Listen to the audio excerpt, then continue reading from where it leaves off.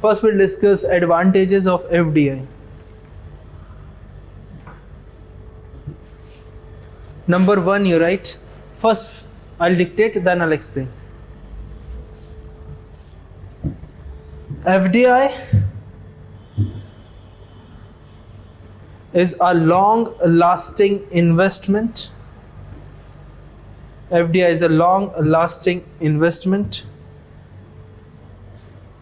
that brings huge amount of foreign capital.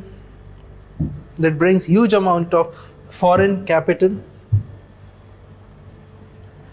that will be helpful in improving domestic capital formation. Helpful in domestic capital formation. So if you remember the discussion of growth and development, you will get this point. Capital formation means converting savings into investment with the help of intermediaries. Generally, in the layman language, we will include banks, but if you include the other markets, other options, you can write financial market. So when you convert your savings into investment, this process is known as capital formation.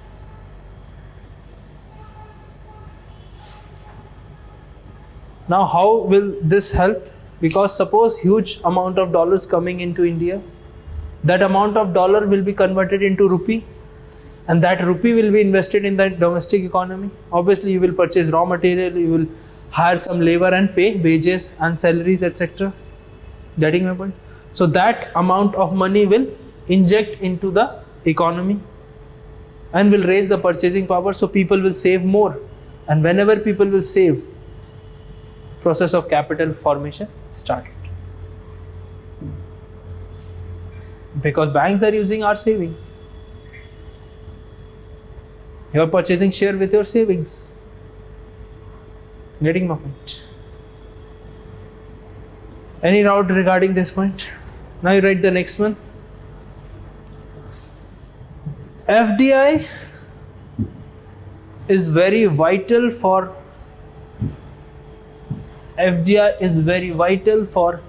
emerging market economies and developing countries. Emerging market economies and developing countries, because they will bring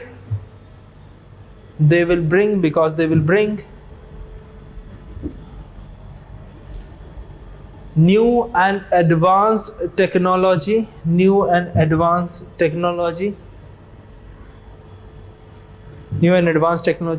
that will be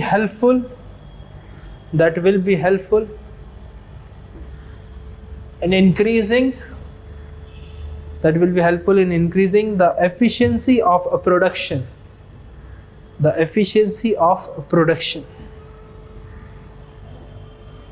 First stop, that's it. I think a relatively simple point, because they will bring technology that will make our production process more effective. Our production process includes the efficiency of two things: efficiency of labor and capital. How efficiency of labor affects? Obviously, when you use technology, you can make more output with the same input, or you can make same output with less inputs. Getting my point? That is what we call efficiency of labor. And efficiency of capital, when a less amount is required to produce more output, less capital required, less investment due to technology. Obviously, less investment on hiring of labor, because you have invested huge amount of money in a fixed capital. You have purchased one machinery, then obviously it will take care of 4 or 5 laborers. Any doubt regarding this? Right, next one.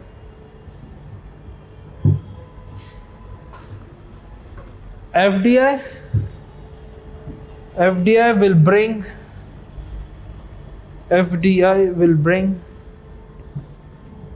competition among domestic industries,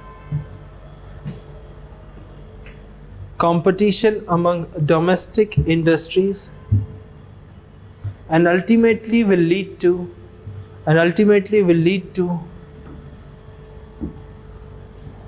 increase in the working efficiency.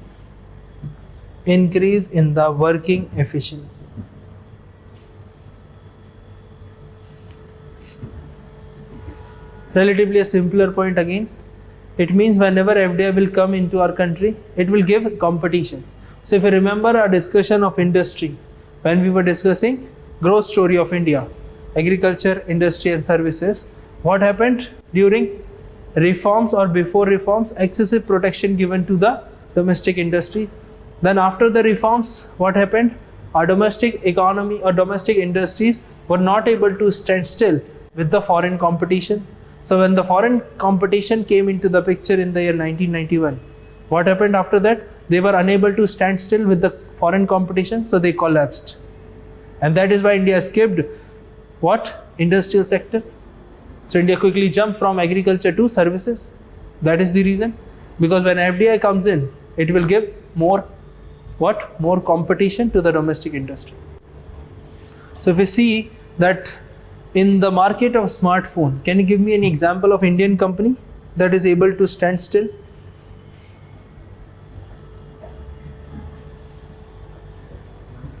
Micromax. Whenever you see only one name comes, that is Micromax. It is still able to sustain in the market. I'm not saying, obviously it is struggling, but it is still able to sustain in the market.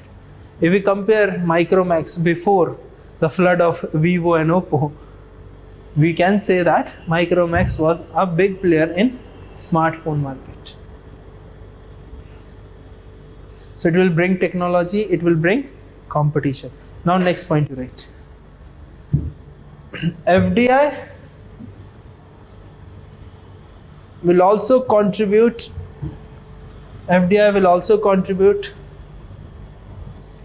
in making quality products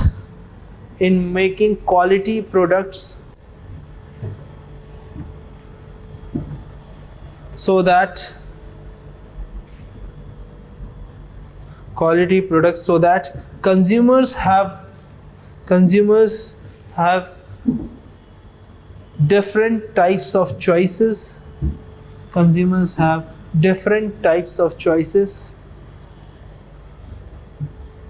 To satisfy their consumption.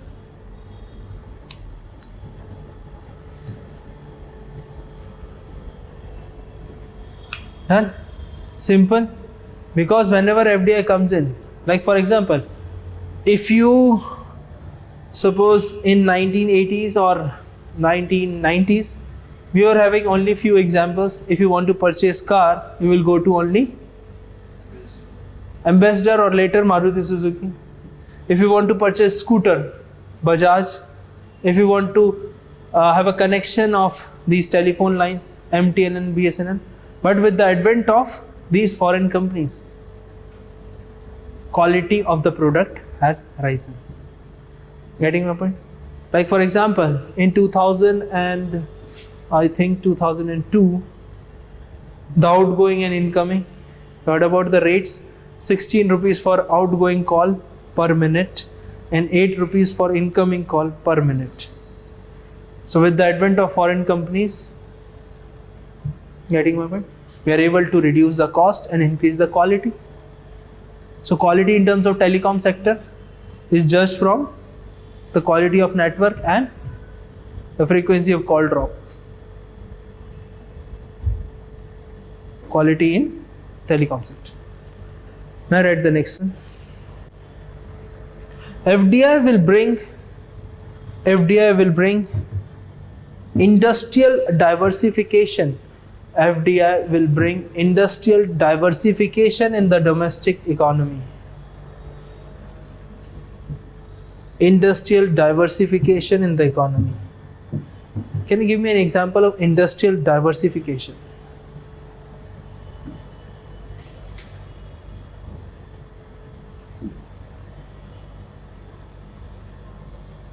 Such as, you write such as converting labor intensive industries into capital intensive.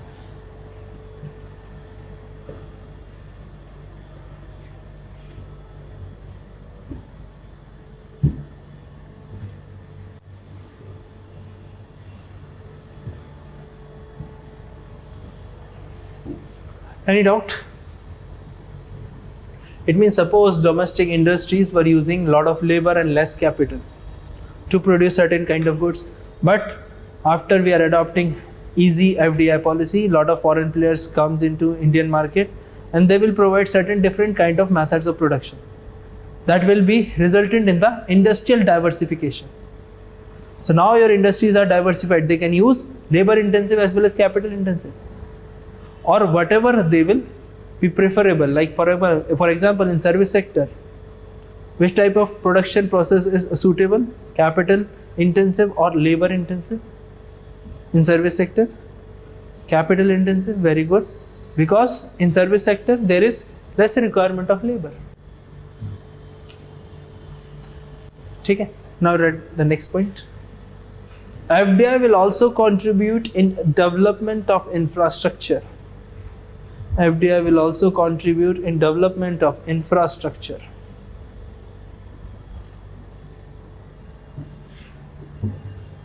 So infrastructure, you understand? We discussed in the discussion of inclusive growth. Human capital, physical capital, you remember? Next point. FDI will provide gainful employment to the working population of host country.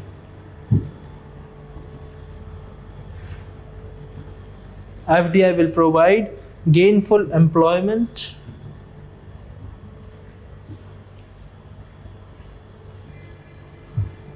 to the working population of host country. Host country, host. Like for example, India is receiving FDI. So India is a host country. These are factual information. First I'll discuss merits, demerits, advantage. Then we'll compare FDI, FI. Then we'll switch on to more advanced topic that is relevant for your mains FDI policy. Okay. Now write next one. FDI will also be helpful. FDI will also be helpful in raising the tax revenue of the host country. FDI is also helpful in raising the tax revenue of host country.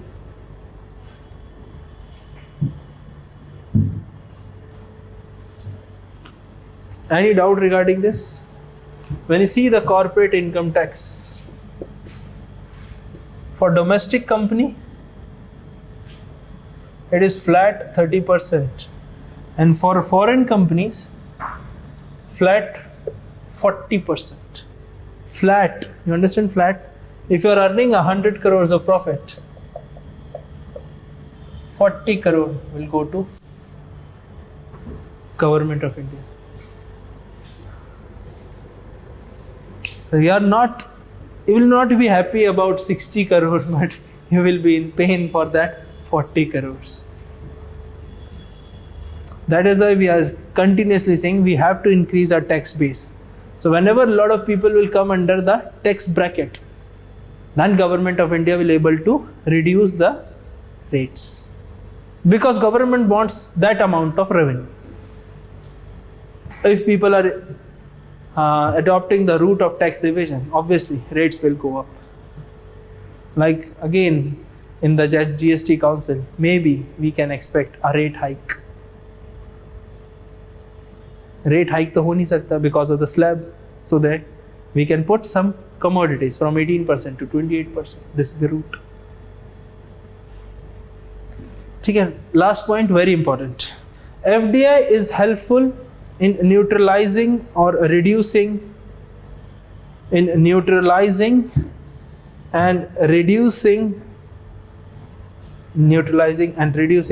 factor prices.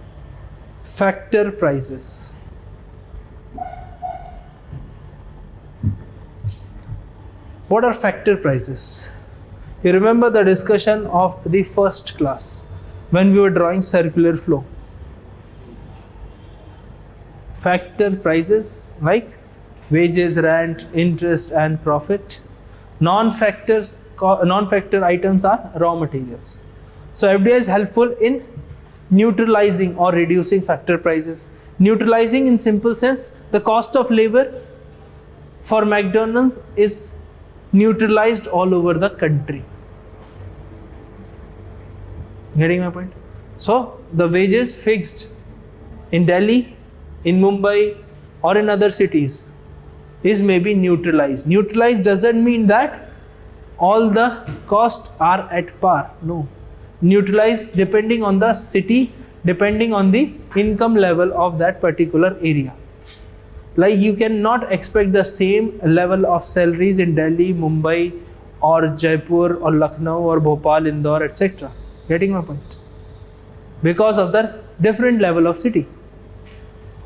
But according to factor prices, they are neutralized. Like salaries given to the top officials of McDonald's in India, suppose in Thailand, in US, maybe at par. So these are neutralized according to the standard of living of that particular country. So this will helpful in reducing the cost of capital as well as cost of labor. Getting my point? Any doubt? Yes.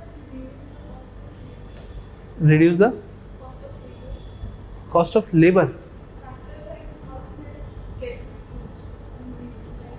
Neutralize means policies of a company is same. If FDI will come in India, then we are get to know that the same amount of salary people are getting in America. Like recently, one of my friend visited US. She was having dinner and she was taking some lemon rice. It cost her around 800 rupees. But whenever you will, just lemon rice, you can understand. But because of the conversion, if we want to say, we want to see that particular amount in terms of dollar, because there people are earning in terms of dollar, spending in terms of dollar. But that is our fault that we are converting dollar into rupee. But if you take 800 rupees, obviously your family will have a proper dinner in comparison to that particular. So neutralization means neutralize according to their standard. Reducing factor price, like for example in Delhi and suppose in a tier 2 city, like for example Kanpur, we can understand. Obviously you can reduce labor wages in Kanpur because people are not opting or not expecting that the wages will be same in Delhi as well as in Kanpur. But the amount of capital that McDonald's is accessing may be same. So you can reduce the labor cost and you will increase your profit margin. No? You reduce the labor cost because Kanpur people will not expect the same wages in comparison to Delhi people. यही है ना, Karl Marx ने क्या कहा था? Just reduce the wages, increase the interest. So this will increase the margin for the capitalist. So whenever you increase the margin, obviously you will get richer and richer by reducing wastage and increasing the profit margin. Like for example, I am a service provider. I'll increase the fees and I'll reduce the salaries of the teacher. Getting my point? You will not expect the same salary in suppose 1 to 3 tier city. Delhi, suppose Delhi, and any city of Haryana, and we can say Lucknow. So Delhi, Lucknow or Rohtak, people cannot expect the same salary. That's the difference. So you can reduce wages. The cost is same for McDonald's because they are purchasing the same cost of materials. If they are purchasing, suppose for example, any vegetables to making burgers, The cost remains the same, but just to reduce, by reducing labor cost, they are able to increase the profit. Obviously. But this will also be helpful in neutralizing the factor prices, because wages and salaries are now transparent throughout the country. So equity and equality, you understand these two different concepts. The value of 100 rupees is different for different person. If you give 100 rupees to a beggar, his happiness is different in comparison to rickshaw wala and auto wala. If you give that 100 rupees for a shopkeeper, mana kar dega. Getting my point? So it depends on the value. Okay. So we'll write disadvantages. Disadvantages of FDI.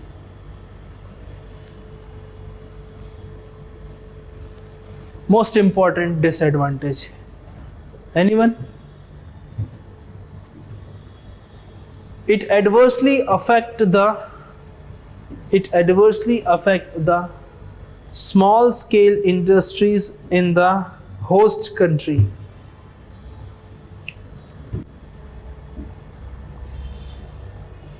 Adversely affect the small scale industries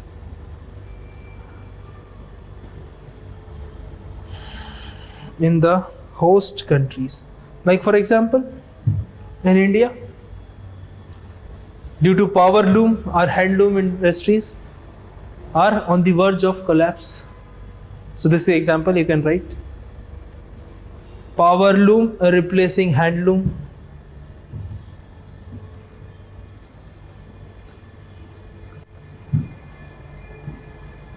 That is why government is giving more incentives to protect small industries. So adversely affect. Second point. Any doubt regarding this? Second point. If the amount of FDI or if the amount or the size of FDI, is huge, then it can intervene in the policy matters of government of the host country.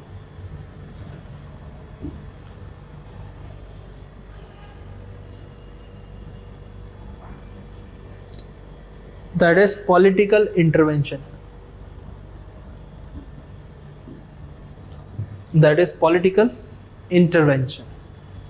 Example, in Peru in 1980s, big foreign companies overthrew the government. Peru is the country located South America. West side, east side, northwest.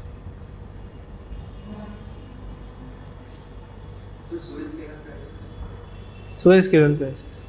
We can also include of around 1950s, है ना? Suez Canal, 1956. Yes. I've never read history, world history. That's my interest only. Suez Canal, 1950s याद आया. Another ठीक है, हो गया, समझ में आया ना? एक एग्जाम्पल काफ़ी है. दूसरा examples like Columbian government also, Somalian government also. But this is the best example by far. They were through the government. East India Company can also be a big example. Yes, that's the difference. So FDI is simple, only economic interest. But their interests were different. Obviously, it has started with the economic interest. Obviously, ऐसे ही होता है. That's the same case in Peru also. So that is why we need some kind of regulation. These caps are for this. If you allow 100% FDI in every sector, obviously your country will go haywire, not be able to control. You write next point. FDI will bring FDI will bring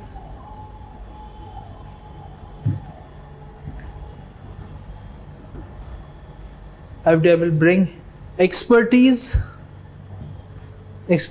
capital. FDI will bring expertise, capital, technology, but with the biggest demerit of regional and income inequalities. Regional and income inequalities.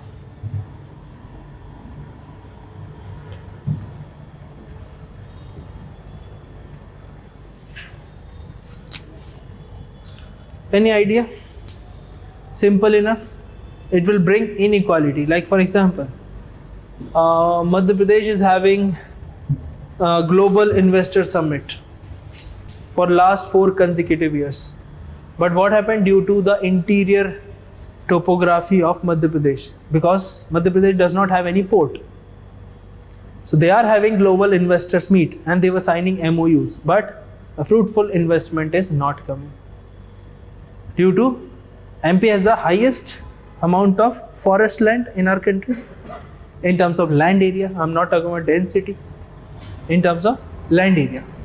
So total number of square kilometer. MP is the highest amount of forest. Now what happened? But FDI is coming only in Mumbai, Delhi, due to accessibility of everything, transportation, communication, etc. So FDI will bring inequality. FDI is using raw materials from Eastern India, the belt of our natural resources.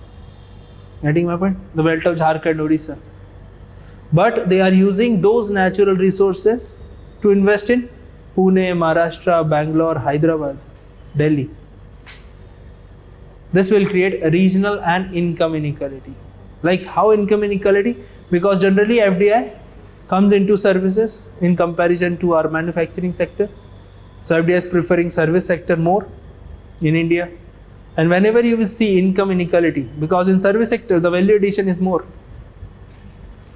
Your income is far better than in comparison to other 2 sectors. So it will also increase income inequality. Any doubt regarding this? Relatively very simple. So write next one. FDI is also blaming for its nature of dualism.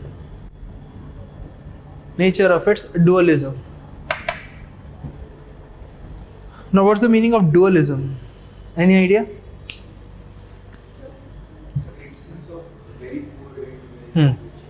So you write dualism refers to the coexistence of traditional and modern sector.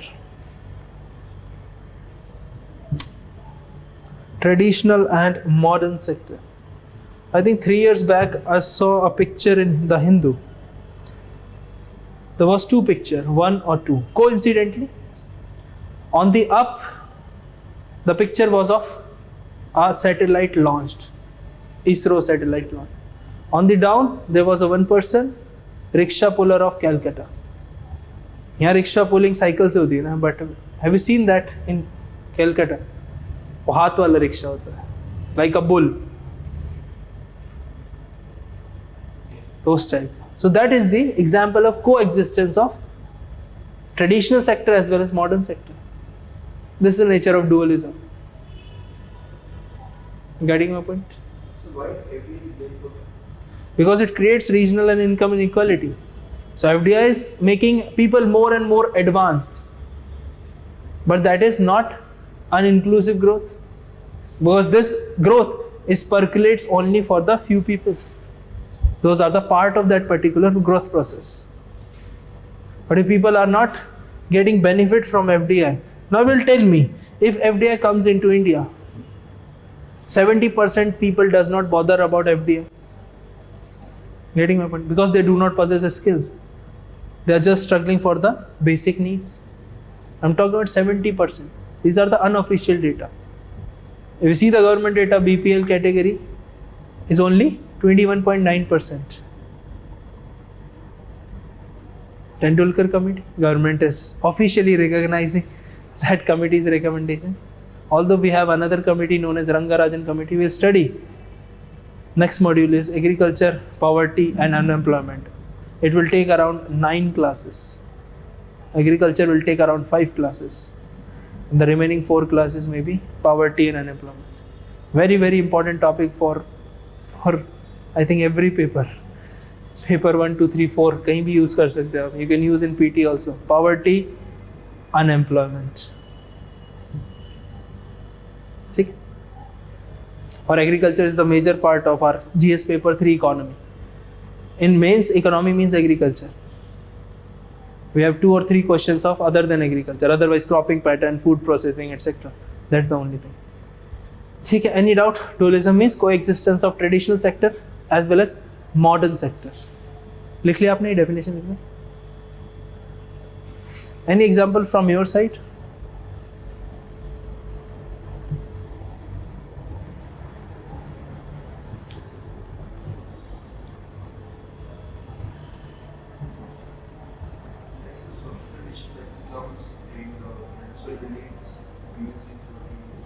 People are struggling for basic needs like fan, and here people are sitting in 16-degree AC. That's a dualism, obviously. Basic needs. These are luxuries. That is why government is putting under 28% slab of GST. So purchase AC, government will charge 28% GST. 28% slab होने के लिए ना demerit goods and luxury goods. If you purchase SUV, you will have to pay 28%. I think in 2017, government announced that we are hiking some cess, and that cess affected big SUVs. Like Ford Endeavour cost around 26 lakh. After that cess, 5 lakh rupees has increased. The rise in the price of Ford Endeavour was around 5 lakh, just because of cess. आपकी एक car आ जाए उसमें. ठीक है.